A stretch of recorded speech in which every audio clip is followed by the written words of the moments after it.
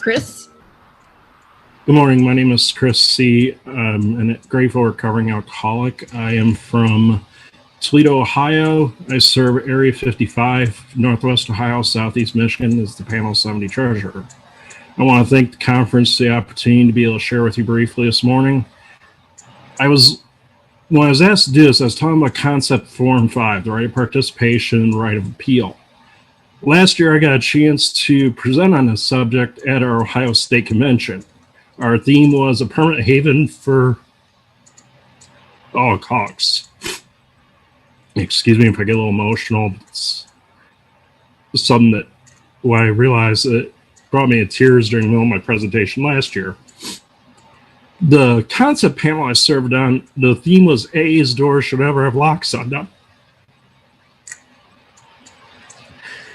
And I was kind of stuck writing a presentation on it. I had talked to my service sponsor. I had talked to other members of the fellowship, some of my fellow officers. And then one night I'm sitting at home after work and I found inspiration from our famous speech, the Gettysburg Address. All men and women in this fellowship are created equal. We're all alcoholics. We all suffer from an incurable disease. That being said, we all have a right to serve. Financial limitations, physical limitations should never be a hindrance to service of Alcoholics Anonymous at any level. And when I realized, and all who participate at any level of service shall have an equal voice. And when I'm presenting on that subject, it was like a bolt of lightning out of the sky. It's like, we're all equals. We all have a voice. Where else in our lives do we have a voice where we can hopefully be guided by a higher power of our understanding? That level of participation, whether at the conference, at the group level, at the district level, at the area level. And more importantly, the minority opinion should be heard. But more importantly, and this will really hit me, do not be afraid to share it. We don't know when our higher power is, or my higher power is going to speak through me. My service sponsor always told me, there are times in AA where you'll stand alone. And I said to him, I slightly disagree. If I'm doing what my higher power puts on my heart, I'm standing for what I believe is right, and my higher power will stand with me. As I'm trying to get to this presentation, I ended up in tears because I had realized my sponsee came with me for the first time to a state convention. And it was because I had reached out to the host area's registrar and said, hey, can I take care of a couple things real quick? She goes, can you hold something for me? To have him in the room, to have my fellow area members in the room, my fellow panelists, in this realization, I originally blamed it on allergy season when I started crying. And I was talking to our trustee, and he said, it's okay to cry. This is powerful stuff. So as I was closing, the greatest realization of equal participation hit me. I'm going to paraphrase Lincoln's ending of his address. In the end, he talked about a government of the people, by the people, and for the people. In the end, we're a fellowship of alcoholics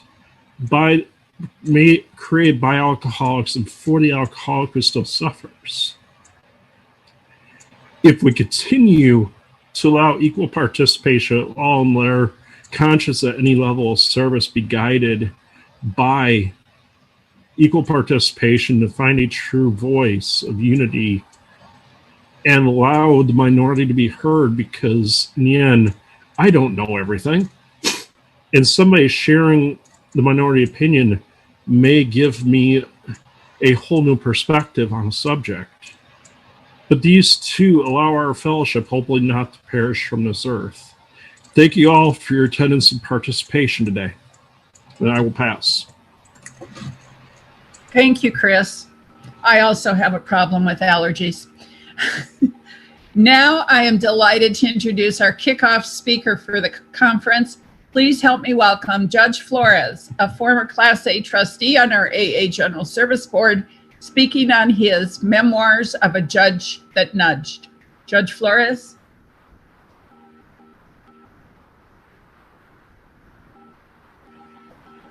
Good morning. Can you hear me? Very good.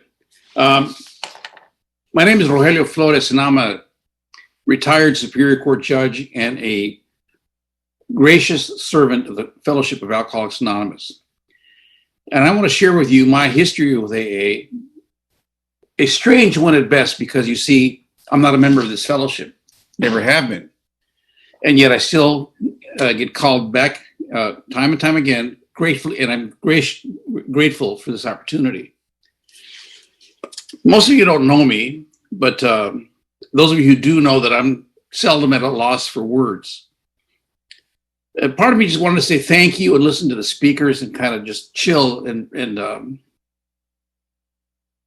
just relax. But I come from a profession that can file a 2,000-page document and call it a brief. So bear with me as I enjoy this moment. And let me share with you my personal journey with AA and where it's taking me today. I want to thank you for the loving invitation. And many of you might wonder, why is he here? What is it? I've been called a lot of things in this fellowship. The most common one is I'm a normie. There's nothing normal about me.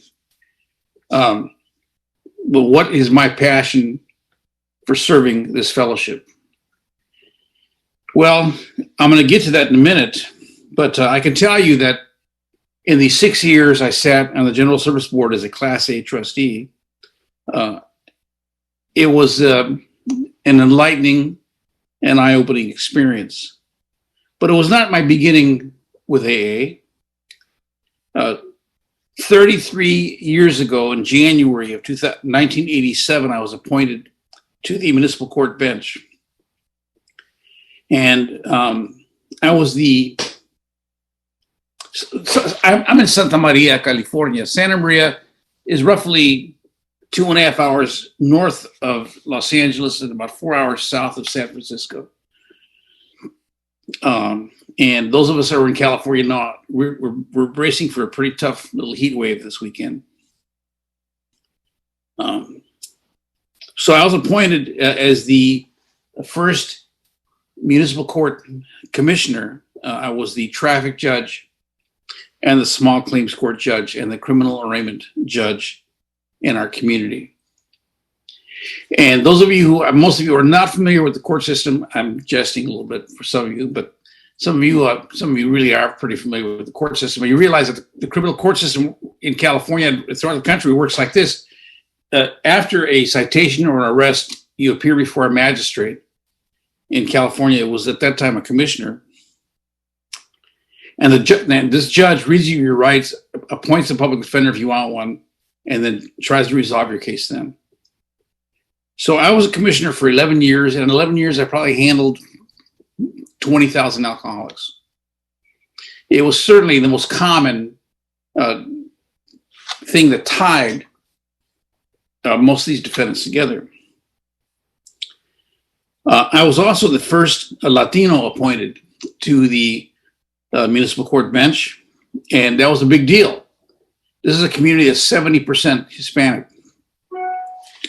I remember that night when I was appointed in 1987, we had a big to-do, a big celebration. About 300 people from the community came out. I told my wife after the celebration, she drove me home. I said, "Sweetheart, how do you feel being married to the first Latino on the bench?" And she's a kindergarten teacher. She was real quiet. And we get to the house, and I said, "Sweetheart, look at this. You're living with the first Latino on the bench in Santa Maria." She didn't say anything. We went to bed, and I said, "Love, you're sleeping next to the first Latino on the bench in Santa Maria." She rolled her eyes a little bit. And then the next morning we woke up, and I said, "Look at this beautiful winter day in Santa Maria." She goes, "Yeah, sweetheart, I'm going to take you to breakfast. I said, well, that's great. You're taking the first Latino on the bench to breakfast this morning. So she said, I'll drive. So she gets in the car and she drives. And instead of going to a restaurant, she drove to a chicken ranch called Rosemary Farms. It's big. They have thousands and thousands of chickens making eggs, laying eggs. And there underneath one of the chicken coops was this man about my age scooping up the chicken droppings and putting them in a plastic bucket. I said, honey, why are we here? She said, you see that guy over there? He used to be my boyfriend. I said, wow. And you're married to the first Latino on the bench, first Latino judge in Santa Maria. And she said, if I would have married him, he would have been the first Latino on the bench in Santa Maria. So she straightened my butt out pretty quick. I learned very early on in my judicial career that humility is critical. And those lessons paid dividends so many years later. About 2 weeks into my appointment to the bench, my clerk knocked on the door, said, Judge, there's some gentlemen here to see you. They want to talk to you. And I said, oh, great. Have them come see me. Back then, I was excited to talk to anybody. All I knew was this whole judge thing. And here comes 4 Mexican guys. And I'd known them from the community from years ago. And I said, gentlemen, ¿en qué les puedo ayudar? How can I help you? Siéntense, have a seat. So they sit down and they said, we're with AA. Oh, I said, okay. And they said, we'd like to invite you to we're having a forum, un foro, in Guadalupe, about 10 miles west of Santa Maria. And we have people coming from Paso Robles to Oxnard coming to this foro in Spanish. And we'd like to have you come and do a talk. I said, wait, whoa. I'm not an alcoholic. I'm not a member of your fellowship. But they said, oh, no. We want you to come and talk about the courts. Talk about how you think the courts and AA can work together and how you envision your new appointment to the bench. We congratulate you for that. We're very proud of you. And I said, okay, well, I'd be happy to. My first time I'd ever been invited anywhere as a judge to speak. So I go to this, and there's like 250 people there in a tiny little room, crowded. My first taste of AA coffee. You guys have the strongest doggone coffee I have ever tasted. A cup of that, man, and you're up for like a week.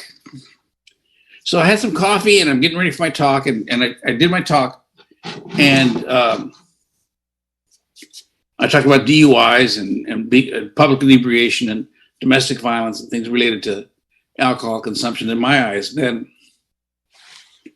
So they were having lunch. Say, we'd like to invite you to stay for lunch. I said, well, I'm getting a free lunch out of this. No, Judge, it's $5. So I said, oh, luckily I had $5. I hadn't got my first paycheck yet. So I paid for my lunch, and I thought to myself, these people are the coolest people in the world. But remember the lesson in humility, Rogelio. These are people who are, farm workers and gardeners and carpenters and plumbers and a handful of professionals working together for a common goal. And I had an opportunity for the first time, my first AA meeting, to listen to gut-wrenching, eye-opening, beautiful stories of recovery and sobriety. And it was really an eye-opening moment. I didn't know then, but I learned later in life as I'm getting older and wiser that I was being courted. I was going my first date with AA. Yeah, so I was like, I got flowers, and I paid $5 for my own lunch, which was delicious. But I was being courted for future AA involvement. And so there began my involvement, not only in the Spanish-speaking AA community, but in English-speaking groups. And wherever I was, I wanted to hear more talks. I wanted to hear more of how this fellowship changed people's lives. Later on, I had the honor of presiding over a drug court. those of you who are not familiar with drug court, is a calendar focused on addicts. And so I got involved with the drug because the same kind of recovery and life-changing stories.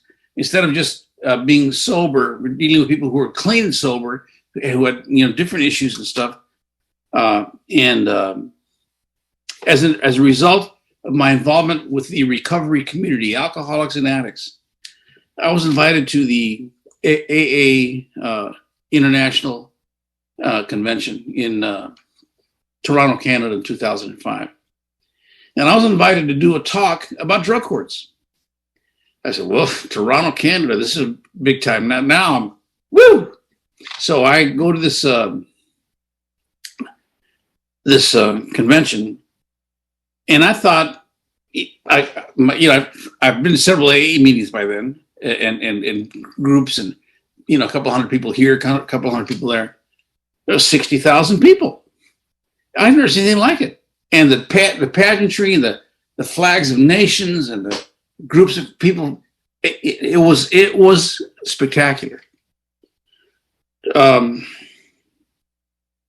So I go to this, I do my talk, and I think to myself, well, maybe 20 or 30 people are going to show up to hear about drug court. Because it really isn't about AA. Well, I'll explain why it is a little bit. But so I get there, and there's 800 people in this room, and they were shoveling people in and out. There was a lot of interest apparently in this, and I thought, wow, they're going to shower me with praise. This is great. Oh no, oh no! I learned a lot of stuff there. Primarily, the singleness of purpose. I learned, for example, that we don't send a meth addict to an AA meeting. I learned that the hard way. I had to share that with my colleagues who, think AA was like a universal program for all people who are dealing with the disease of alcoholism and or drug addiction. So I learned that, and and I learned about the concern that this fellowship has for things like court cards. Judge, why do you have people do court cards? Several people asked me that question. I'm drinking my own coffee. It's not as good as your coffee, by the way, but forgive me for taking a sip. So, but it was a very good opportunity to engage, to learn from each other. But I finally had one man come up and say, Judge, I know there's a lot of criticism about court cards, but let me tell you, those court cards saved my life. And he was from the state of Kentucky, and he had a total, I think, 9 DUIs. And he said, the judge in my court ordered me, I was going to go to prison for 10 years unless I did 7 years of AA meetings every day for 7 years. I said, oh my God. I was trying to do the math. 7 times 2, 40, it's about 1,600 AA meetings. And he said, I did every one, even when I was just not feeling well. I would drag myself. I didn't want to go to prison. And now here I am, secretary of the group, and very, very involved with the fellowship. Let me backtrack just for a second. By the way, I've done a lot of Zoom meetings and WebEx meetings and all these these meetings, and these are great. And my hats off to the organizers of this unbelievable event. Bill W. once wrote, "Nothing matters more to AA's future welfare than the manner in which we use the colossus of modern communication. Used unselfishly and well, it can produce results surpassing our present imagination." That's what you've done here. You have used, this is way before the internet. This was way before Zoom or WebEx or FaceTime. This is the we have carried forward in this meeting. What a visionary! He figured this stuff out. The importance of using modern communication skills. So I commend you for that. So anyway, I went to AA. I went to Toronto in 2005. And I came home and life was good. I went back to work. And everything I learned in AA, everything I learned from this fellowship, I applied in my court. Not only, I like to tell people that when I was I retired 2 years ago. I'll talk about retirement in a second. Not to be draconian, but to be loving and supportive and understanding and firm. And to walk alcoholics to a better path. And oftentimes I was successful. I get a letter from the GSO, the General Service Office, sometime in 2006, and it was an invitation to apply for a position called a Class A trustee. What the heck is a Class A trustee? I asked myself. So I do my homework, and I said, "Wow, this is if I'm appointed, if I'm selected, I'll sit on the General Service Board for 6 years." So I go and I'm interviewed for this position in New York, and I take my wife, and we're in New York City. And we check into the hotel, and I said, "Honey, here's $20. Don't spend it all at once." Yeah, right. It's our first time in New York City, and but there, for the grace of God, I was selected, and I was up. The people that were also applying for this position were, I'm a small town country judge, but my higher power decided it was important for me to do this, continue this work. So I started the 6-year journey in 2007 through 2013 on the General Service Board. And so every 3 months, I would fly to New York and spend a weekend there, except for the General Service Conference, when I'd spend a whole week there, but weekends in New York, and then or a week once a year. And the learning curve was extraordinary. Now, I went to law school. I was a good student. I consider myself pretty smart, but you all have a vocabulary that it's all your own. So I learned about, besides, of course, the 12 steps and traditions and concepts and legacies, I learned that was early on. But the use of full faces, right of participation, minority opinion. Then I learned about things like SRASA, IKIPA, GSB, GSO, GSR, DCM, OMG, LOL, GSB weekend. So I served on several committees, international, regional forums, public info, nominations, corrections, CCP. And again, it was eye-opening. What really struck me the most about all of you in this meeting today, and everybody in this fellowship, is the passion you have for what this fellowship has done for you, and how much you want to share this with other alcoholics who are suffering. It's a beautiful thing. So I went to 6 general services conferences, regional forums, service assemblies, inventories, small gatherings. And again, I'm going to why do I do this? One thing I can tell you is that I think it was 2011. I was flying from Los Angeles, LAX to Rye, New York, for a meeting, General Service Board meeting, and that same weekend, you may not have heard of Superstorm Sandy, but this massive hurricane hit New York City. And it was right in the middle of our meeting.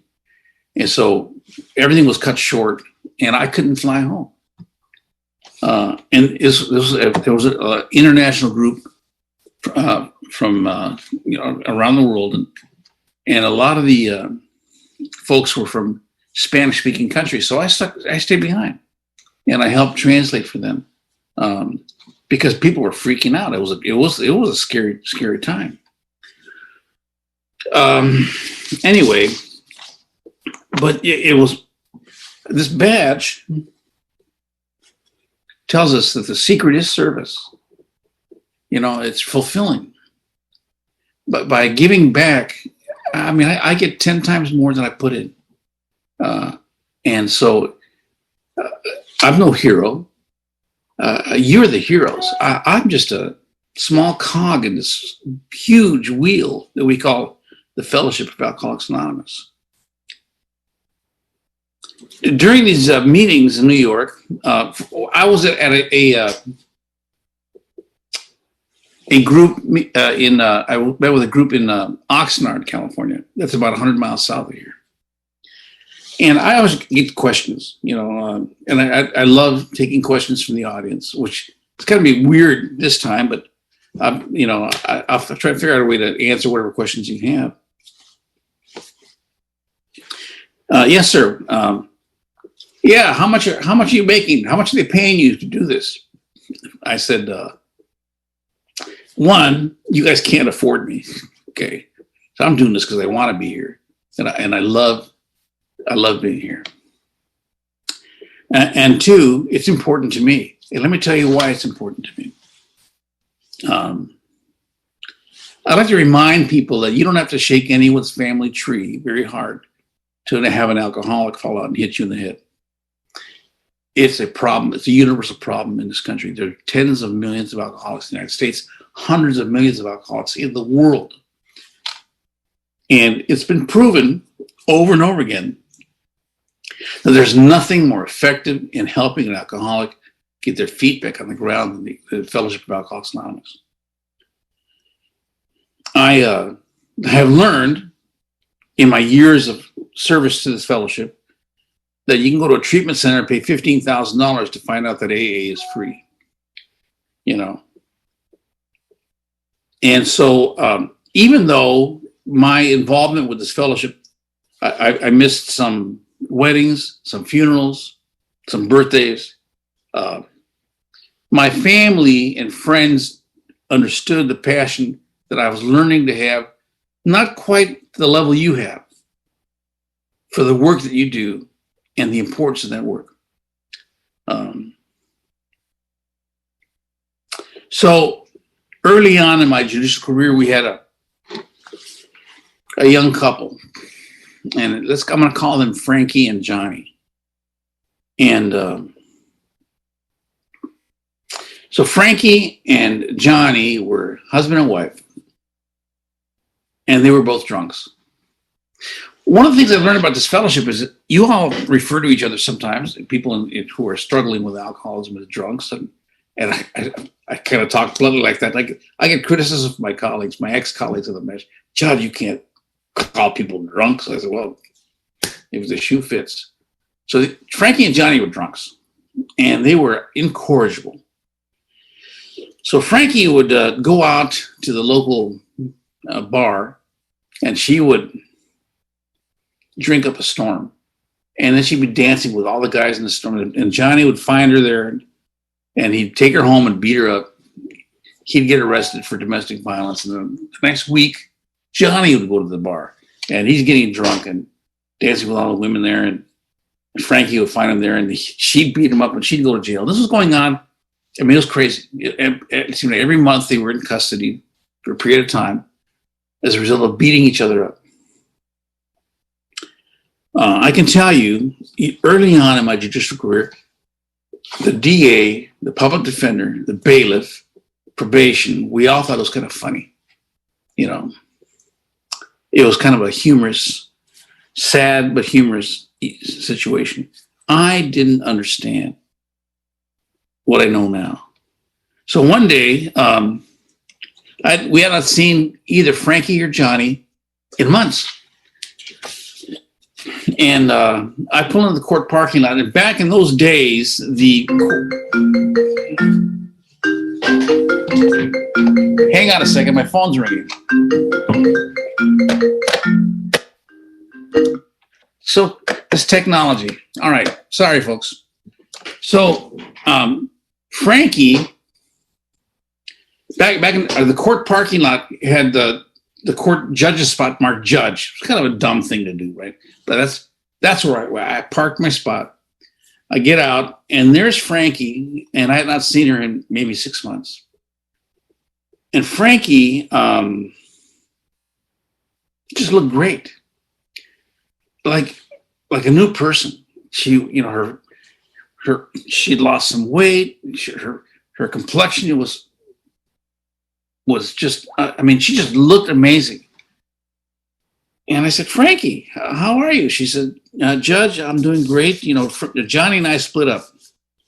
As a matter of fact, I have a court hearing today for custody of our 2 kids. And she said, I wonder if you would go to court and talk to me. I said, well, look, first of all, I'm very proud of you. And she goes, oh, no, and I'm involved with the Fellowship of AA. I'm a local group here.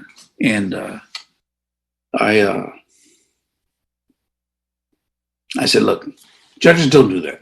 I'm so proud of you. And, I'm sure you'll do great. Go tell the judge what, but I can't go. Judges don't go to court to talk for other people.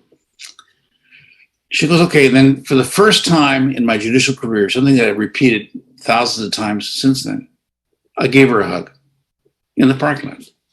Come here, give me a hug. And then off she went, and she prevailed. She got custody of her kids.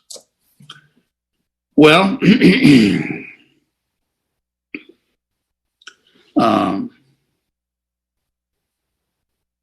about a month later, she was bringing the kids home from Magic Mountain, amusement park, about 2.5 hours from here.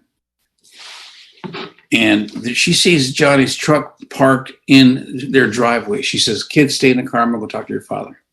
So she gets out of the car, walks into the house, and a couple of minutes later, a couple of gunshots, and Johnny had shot Frankie, shot her dead. Just as the son runs in, and he's giving her, Johnny's giving his dead wife mouth-to-mouth resuscitation. Try to bring her back. And it brought to me the eye-opening fatality of uncured alcoholism and how it untreated alcoholism, and how important it is to deal with these issues forcefully and with love and passion and firmness. And I couldn't believe that at one time we used to laugh about these two. He's in prison for the rest of his life. She's buried in the local cemetery. Bill W. once wrote, "For the wise have always known that no one can make much of his life until self-searching has become a regular habit, until he is able to admit and accept what he finds, and until he patiently and persistently tries to correct what is wrong." Frankie and Johnny taught me to admit when I'm wrong and to grow from it. And as a result of that interaction with those two people, I helped start a domestic violence review calendar in Santa Maria, because it's really important that we stay on top of people who are struggling with violence issues, and so many of those individuals are struggling with alcoholism. A few months later, I'm in court, and as the arraignment judge, the first step in the criminal proceeding, I used to handle the DUI calendar. So this DUI calendar, we would handle 30 or 40 DUI cases a week. They were just, and we had developed a system, much like Henry Ford. We'd line them up, and do you want a public defender? No. You want to plead guilty? Yes. And they'd fill out their forms and be pleading guilty, like dominoes. And one time I picked up the file and I looked at this young man's charging document from the district attorney's office. DUI, first offense, blood alcohol content was 0.46. I know I'm speaking to novices here. You may not know that in the state of California, in fact, in all 50 states, the maximum allowable blood alcohol content is 0.08. So this young man had about 6 times the alcohol in the system that's permitted. That was bad enough. That's one of the high. I've seen a couple higher since then. He was 19 years old. So the night he was arrested, he was driving down a 4-lane street in Santa Maria, and he was crossing all 4 lanes back and forth, hitting cars, bouncing back and forth until he hit a tree. And then thank God he was not injured, and thank God he did not injure anyone else. So he comes into court, and remember, I'm new at this.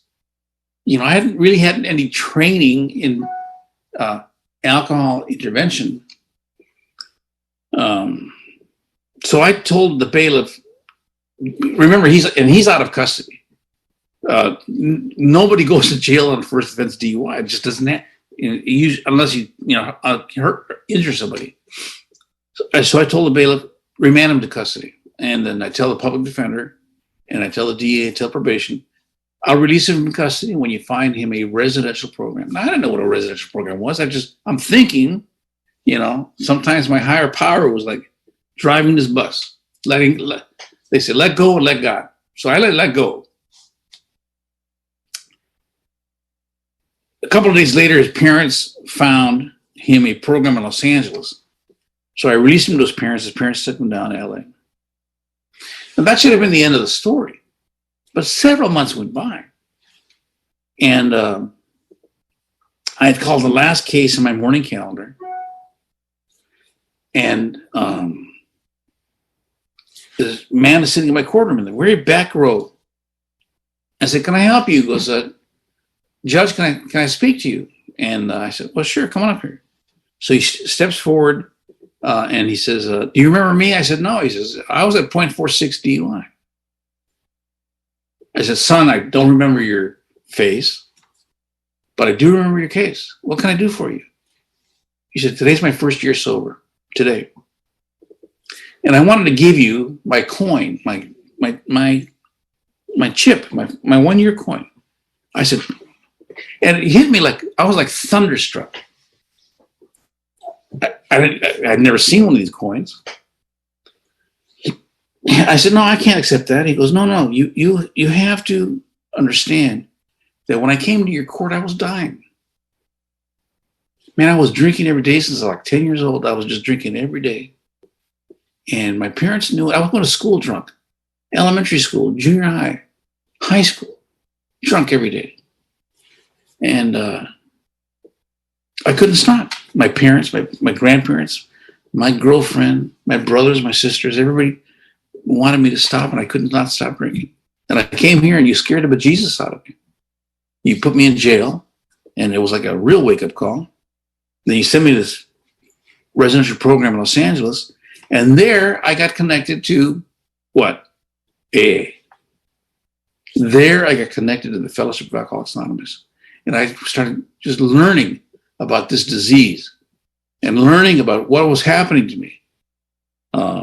And so you saved my life. I said, son, I did nothing.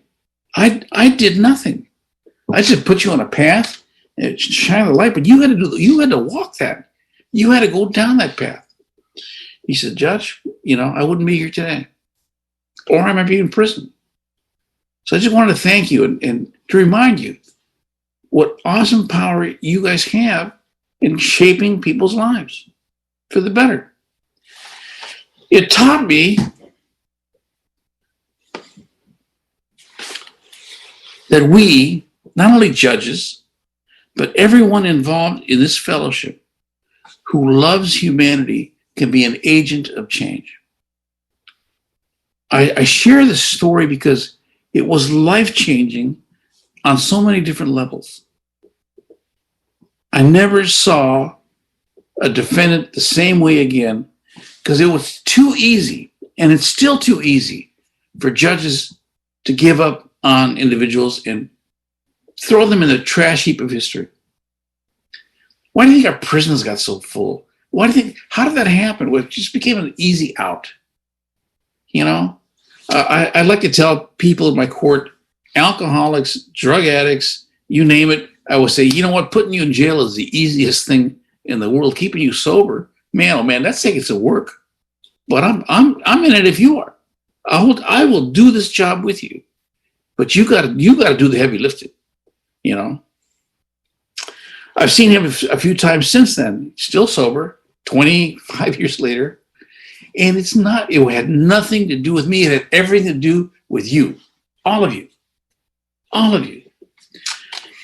I was at Iquipa in, it was Oakland, I think, or it was Prasa, years ago. And man comes up to me and he says, Judge, I got a picture for you. And he hands me his picture. And he says, it's a picture of him and his son, who's a police officer. His daughter is in her college graduation gown, his wife, and another couple of children. And I said, he said, well, why do you want to give me that? He said, this fellowship saved my life, reunited my family. You know, my son's a police officer now. And he said, it was a judge that did help me find my way. I said, well, you should give this to your judge. He goes, no, he passed away. So I'm giving it to you. I want you to have this because I had to give this to somebody. I like to tell everybody that if a judicial officer or a DA or a police officer had something to do with your sobriety today, you got to figure out a way to, if they're still around, to reach out and thank them. Because, you know, cops, you know, I know it's tough out there for police officers. This is a tough time for cops.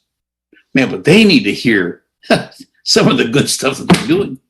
Judges need to hear that this is important, that there is a lifeline out there for people who are struggling with the disease of alcoholism, and it's you. I'm sorry, I'm gonna get off my soapbox for a second here. Let me finish my talk.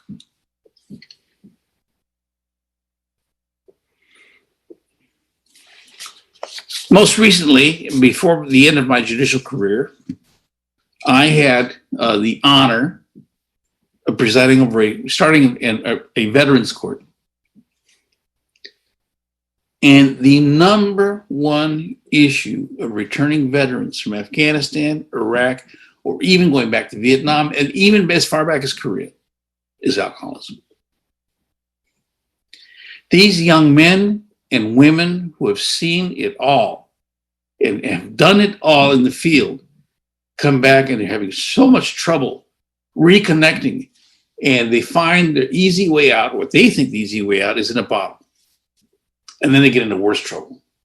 So they end up in my court.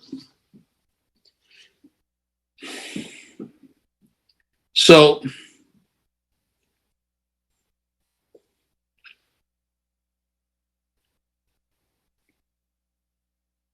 I treasure that part of my history. The DUI, we started a DUI high-risk calendar. Had 50 high-risk DUI defendants, and it was a tough but very fulfilling job. Besides the drug court, DUI court, domestic violence review calendar, and then a mental health court, this veterans court was the feather in my cap. And again, it was not me. I was just honored to be given the opportunity to do this work.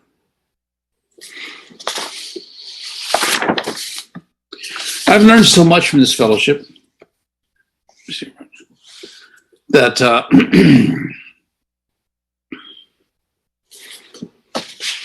you all have a different way of thinking. I think that sobriety woke up brain cells that you guys didn't even know you had. But you guys are wise beyond your years. And I'm not blowing smoke up anybody's behind. I'm just telling you I've learned when I was finally pulled out of drug court after 16 years, but I was allowed to keep our veterans court. And then later on, I was moved to the Lompoc court, which is 30 miles from here. And of course, there I started a drug court and a mental health court. They didn't have that up there, and a veterans court. But when I was first moved out of the Santa Maria drug court after 16 years, there was a lot of resentment in the community.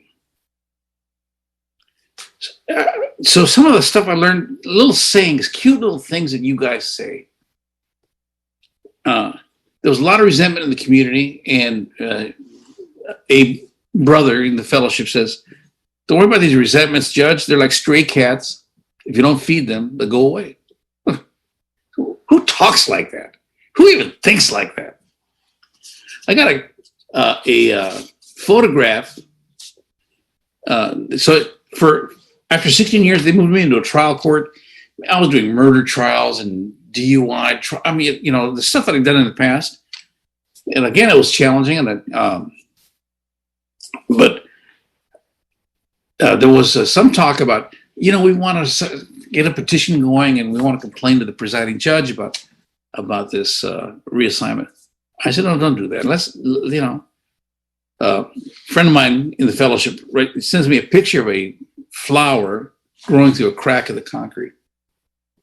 And under this flower it says, "Grow where you're planted, Judge. Grow where you're planted." Wow. What a powerful thought. Another friend in the fellowship sends me a letter, very nice, long, elaborate letter, thanking me, "Judge, we in the community here are really grateful for the work that you've done, and we love you very much. And I know there's a lot of people are upset that you're being reassigned to another court. We'd like to keep you here, but we understand." But he said, "There's two things I want to wish you in your new assignment." He says, "I wish you acceptance and I wish you serenity." He said, "Judge, let me explain acceptance to you. Acceptance is like when you're in the supermarket and the 10 items or less aisle, and this person in front of you has 19 things in their cart and they're before you.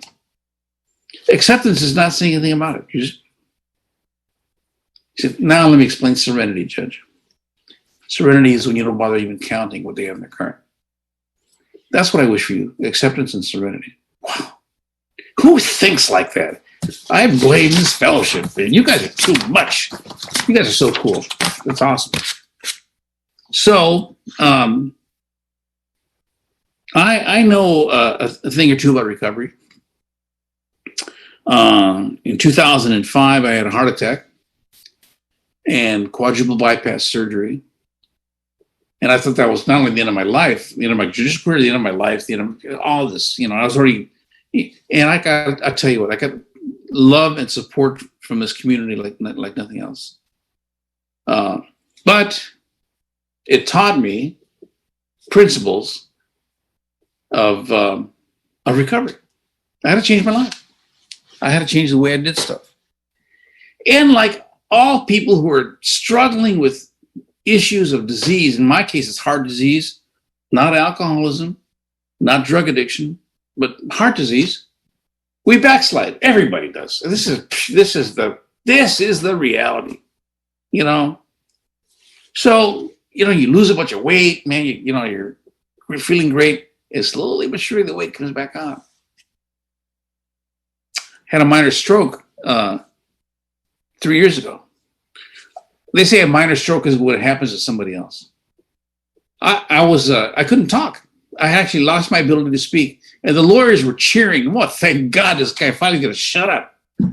Well, thank God I overcame that. And now I walk 7-8 miles a day. And I've done that for 3 years now. But the idea is every day you got to work it. You got to work this program. In my case, that's my program. Those are my steps to my recovery.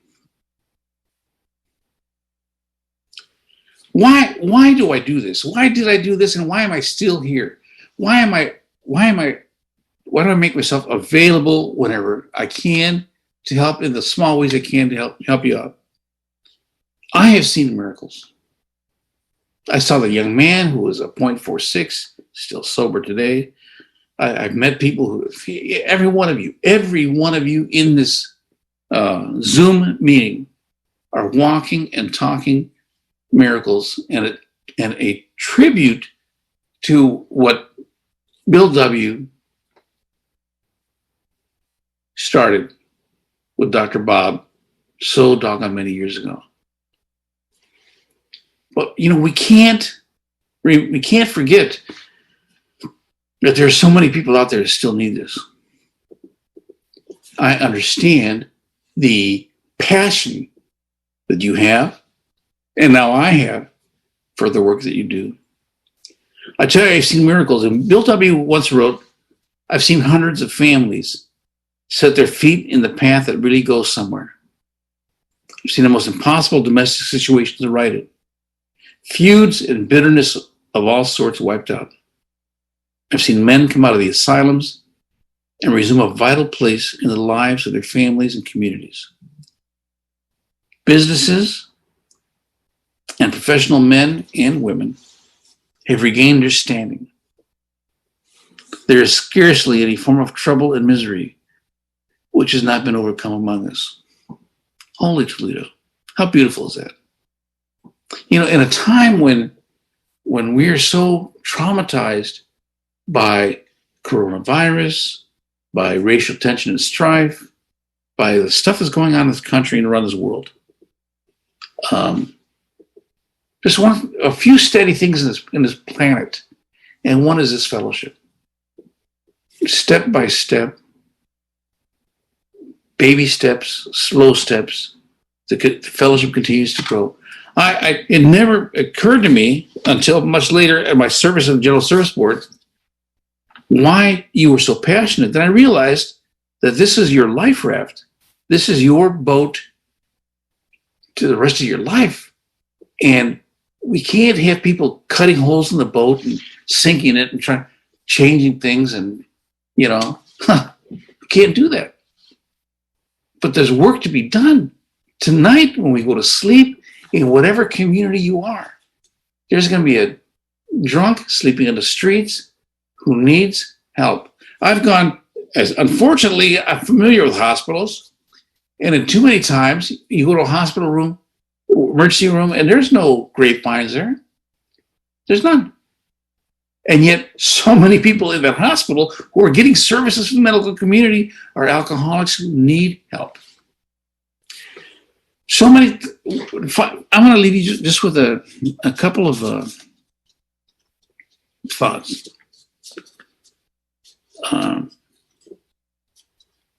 Why I became a Class A trustee and how I was courted into this fellowship is something that should be duplicated everywhere. Not only judges, but doctors and other professionals. Cooperation with the professional community is something for me that's very, very important. And every local area should have the equivalent of a Class A trustee or 2 or 3 or 10 or 20 that they work with. And it just takes that knock on the door. Hello, Judge Flores, in English and Spanish, whatever language, sign language, whatever language. Reach out because people are willing to help. And people are willing to help you out. Because what you do is important. It's life-changing. And it changed my life. I'm a better person because of my involvement with you. Yeah, I'm not as cool as you guys are. I can't talk the way you guys think. I can't think the way you guys do. My neurons don't fire that well yet. But I'm working on it. Finally, I want to thank you